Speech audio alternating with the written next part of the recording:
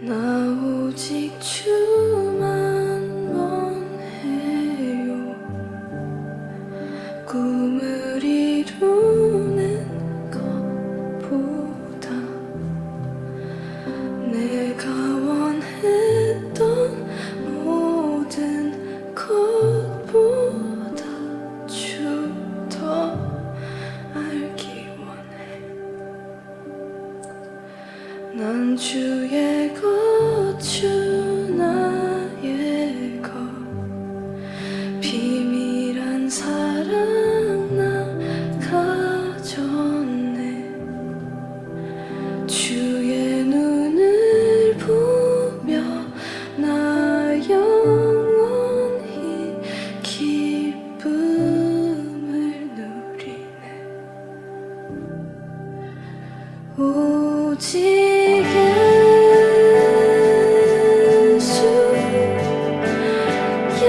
예수를 원해요. 모든 걸 잃어도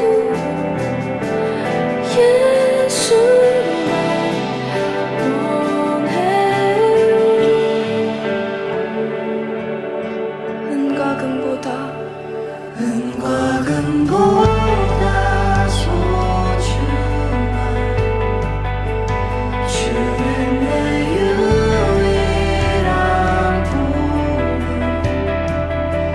주의 선하심만이 나를 만족시킬 수 있네. 오직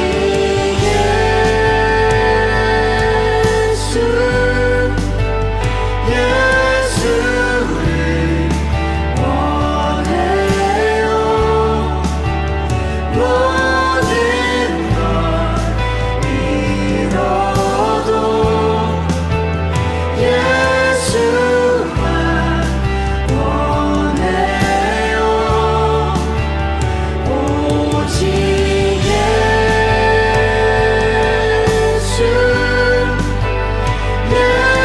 예수를 원해요.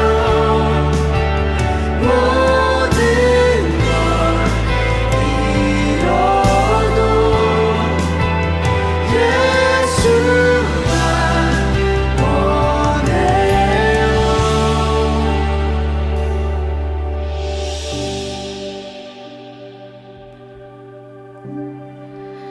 I only want you.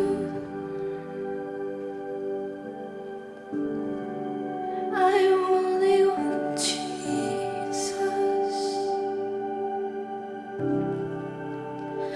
my Jesus.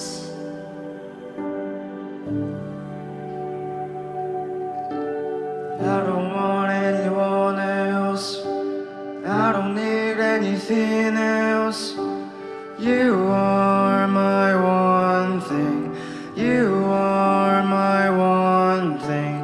I don't want anyone else. I don't need anything else. You are my one thing. You are my one thing. 이 세상 그 누구도 무엇도 필요 없네. 예수를 원해. 예수를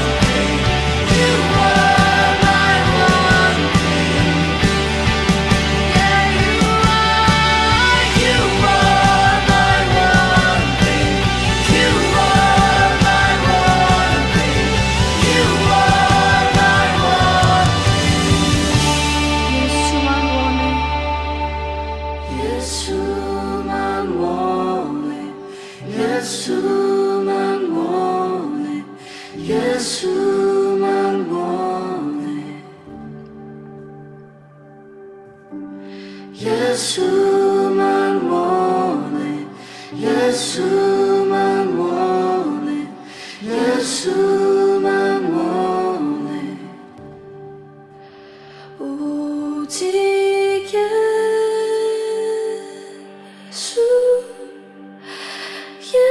예수를 원해요 모든 걸 잃어도 예수만 원해요.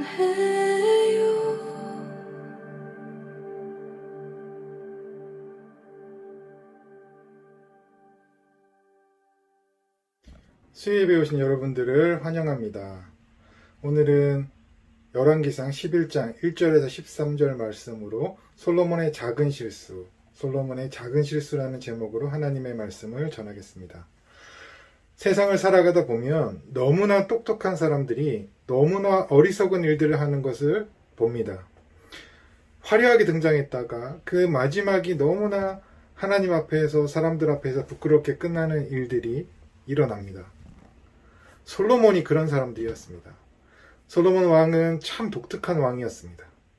그는 세상에서 가장 지혜로웠던 사람이었던 동시에 가장 지혜롭지 못한 마지막을 보낸 사람이기도 했습니다.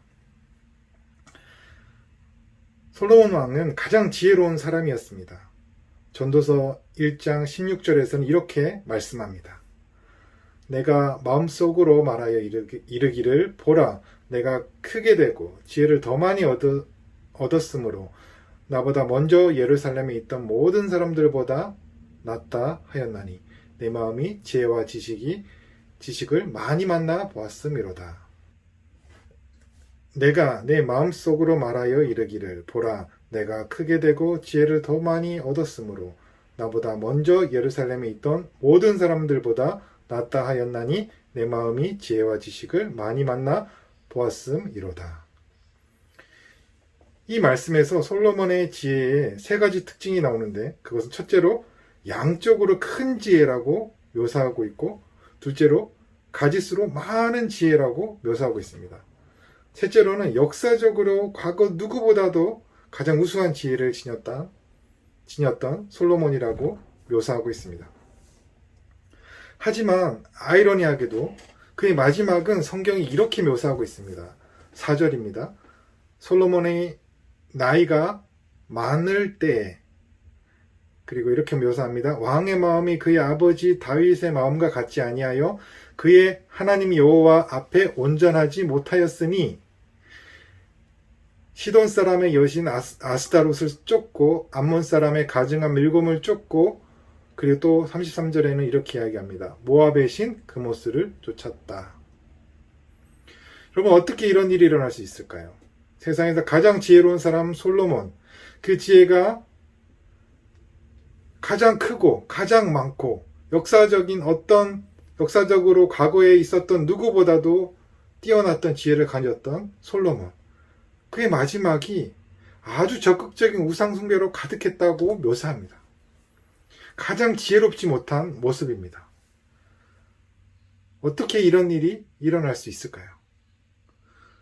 그리고 7절에는요, 그가 적극적으로 산당을 지었다고 이야기합니다. 모압의 가증한 그모스를 위하여 예루살렘 앞산에 산당을 지었고 또 암몬 사람의 가증한 몰록을 위하여도 산당을 지었다.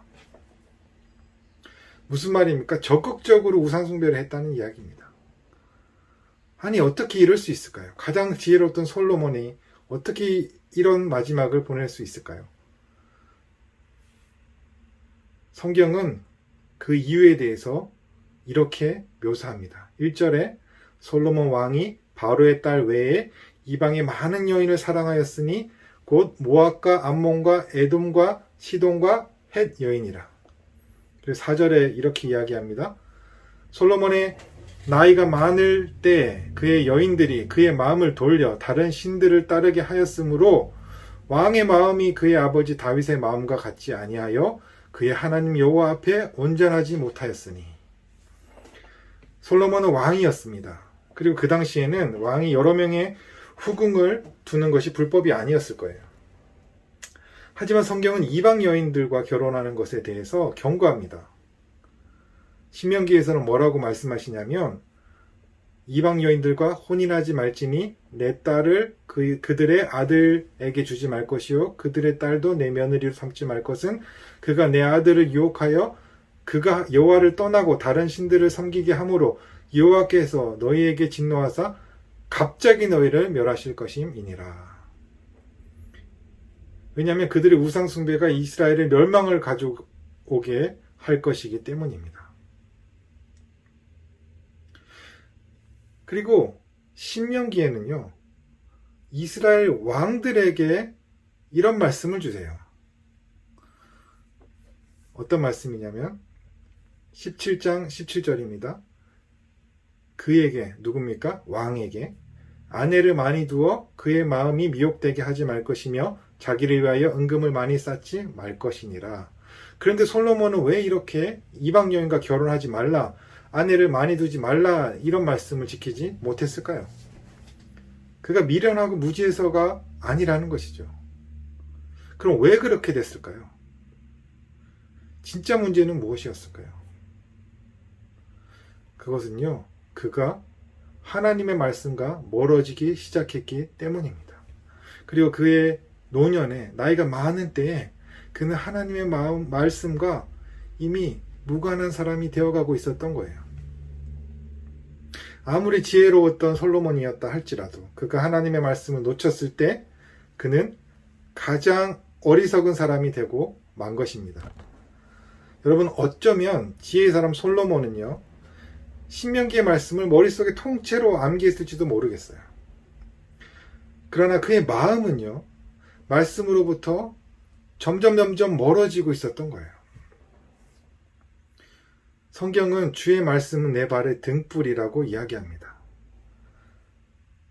주의 말씀은 내 발의 등불이요 내 길에 빛입니다. 이렇게 고백합니다. 여러분, 수련회 가보셨을 거예요. 혹시 캠핑 가보셨을 거예요. 깜깜한 밤에 후레쉬를 비추고 한 걸음 한 걸음 바로 발 앞을 비추면서 걸어가는 것. 여러분, 말씀이 이와 같다는 거예요. 우리가 한 걸음 한 걸음 내디딜 때 말씀을 비춰서 한 걸음 한 걸음 걸어갈 수 있게 우리를 인도해 주신다는 거예요. 하지만 우리가 이런 말씀의 등불로 우리의 걸음걸음을 비추지 못할 때 무서운 실수를 범하게 된다는 것이죠. 실족할 수밖에 없다는 것이죠. 솔로몬은 이 말씀으로 한 걸음 한 걸음 인도함을 받지 못했기 때문에 이방 여인들과 결혼했다는 거예요. 그가 아무리 지혜로웠던 사람이라도 말씀의 등불이 없을 때 그 역시 가장 미련한 사람들과 똑같이 실족할 수밖에 없었던 것이죠. 솔로몬의 시작은 너무나 아름답고 영광스러웠습니다. 그는 겸손한 사람이었어요. 이렇게 고백하잖아요. 종은 작은 아이라 출입할 줄을 알지 못합니다.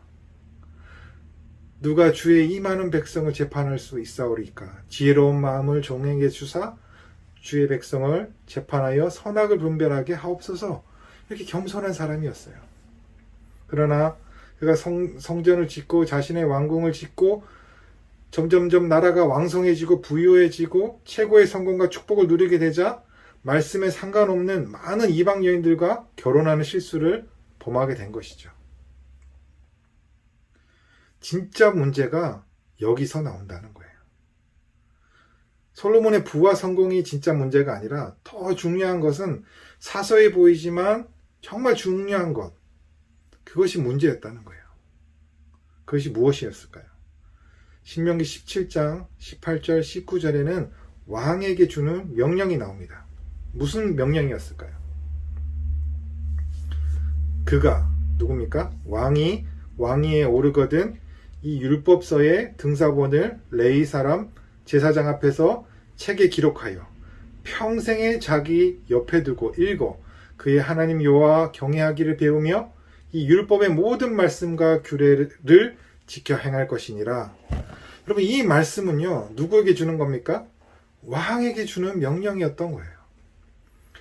솔로몬이 이 말씀을 소홀하게 여겼던 거죠. 어쩌면 본인이 머리가 너무 좋아서 이 자기 머릿속에 신명기가 다 들어있다고 생각했는지 모르겠어요. 그는 말씀을 읽고 묵상하고 적용하고 실천하는 것을 놓쳤던 거예요.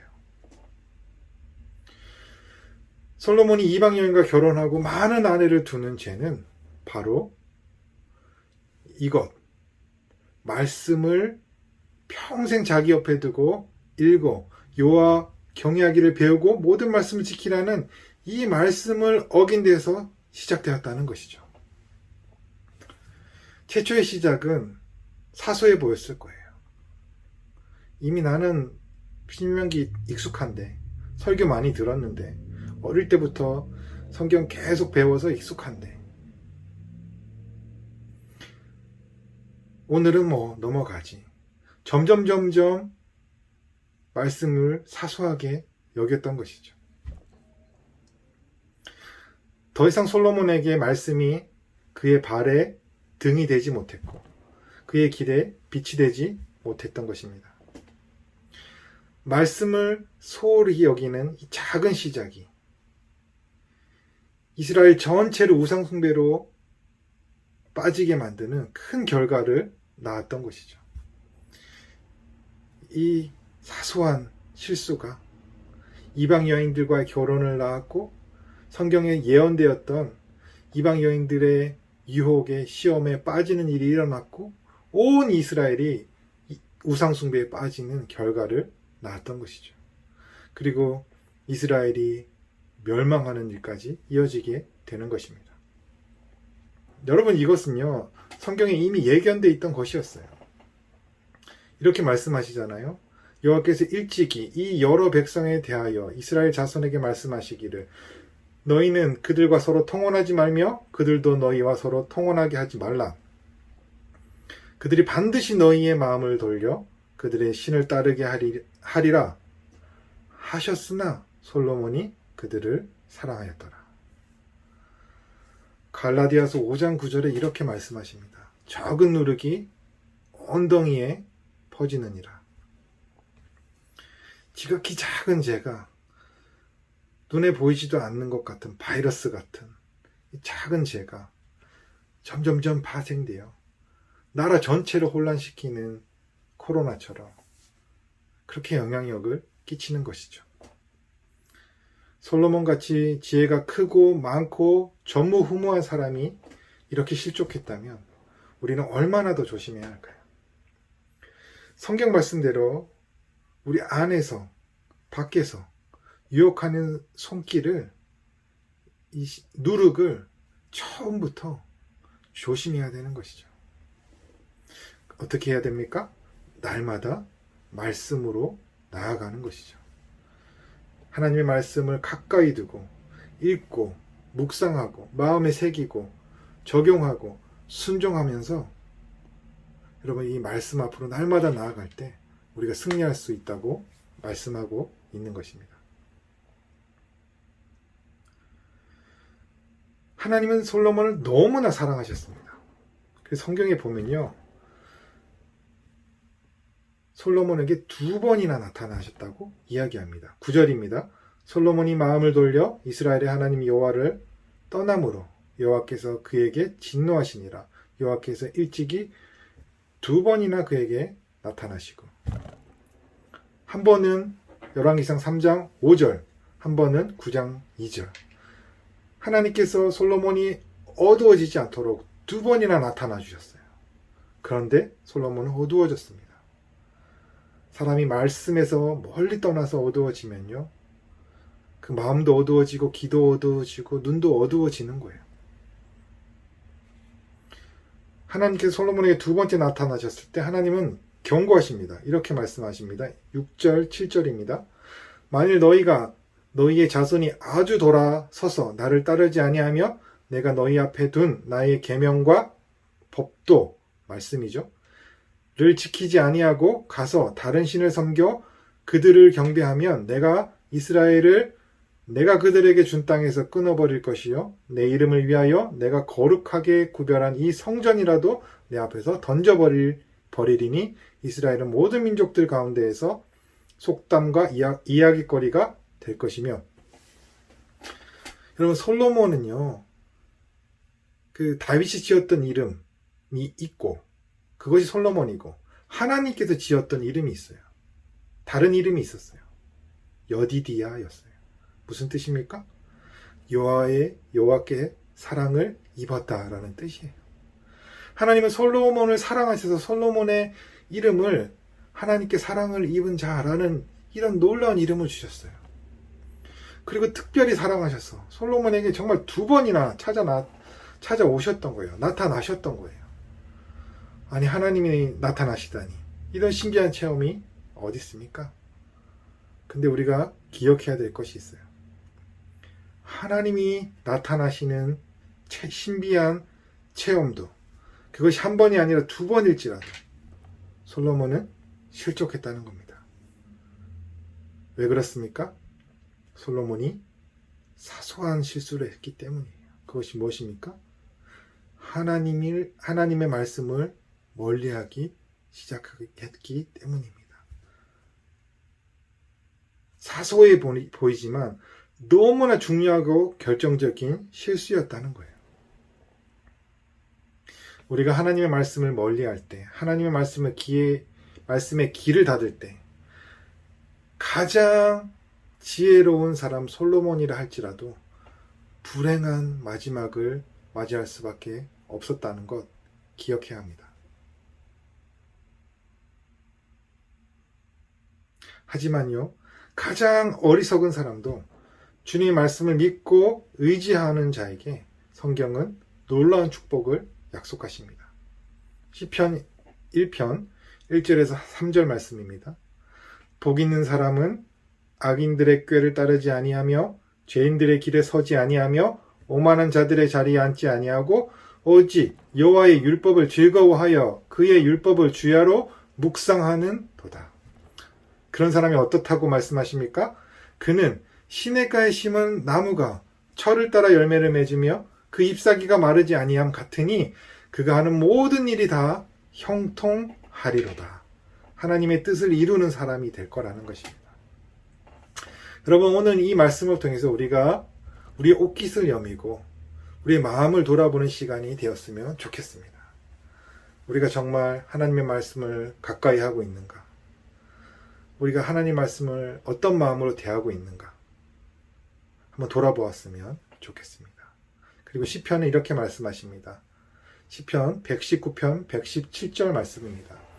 나를 붙드소서, 그리하시면 내가 구원을 얻고 주의 율례에 항상 주의하리이다. 주의 율례에, 주의 말씀에 항상 주의하리이다. 이렇게 말씀 앞에 나아가고 말씀을 사랑하는 이러한 놀라운 은혜와 축복을 누리는 우리 찬양의 교회 성도님들 다 되시기를 축복합니다. 기도하시겠습니다. 하나님 아버지, 너무나 영광스럽게 시작했던 솔로몬이었지만 그가 말씀을 소홀할 때, 하나님을 떠나고 말씀을 벗어난 길을 걸어갈 때 온 나라가 하나님을 떠나고 결국 나라가 멸망하는 끔찍한 결말이 왔다는 걸 우리가 말씀을 통하여 보고 다시 한번 기억했습니다. 하나님, 사소해 보이지만 우리가 시냇가에 심은 나무처럼 풍성한 축복, 형통한 축복을 누리는 그 비결은 하나님의 말씀임을 다시 기억할 수 있게 도와주시옵소서. 가장 지혜로운 사람이라도 말씀을 떠날 때 멸망하지만 가장 어리석은 우리들도 하나님의 말씀을 의지하며 믿고 나아갈 때 하나님께서 약속하신 놀라운 열매와 축복과 형통의 축복들 허락하실 줄 믿습니다. 하나님의 뜻을 이루고 하나님의 나라에 쓰임받는 사람들 될 수 있음을 믿습니다. 하나님, 그렇게 우리를 축복하여 주시고 또 그 길을 위하여 날마다 말씀 앞에 나아가고 하나님의 말씀을 통하여 은혜 받고 말씀을 묵상하고 말씀을 행하며 살아가는 우리 성도님들 다 될 수 있도록 은혜 베풀어 주시옵소서. 감사드리고 예수님의 이름으로 기도합니다. 아멘.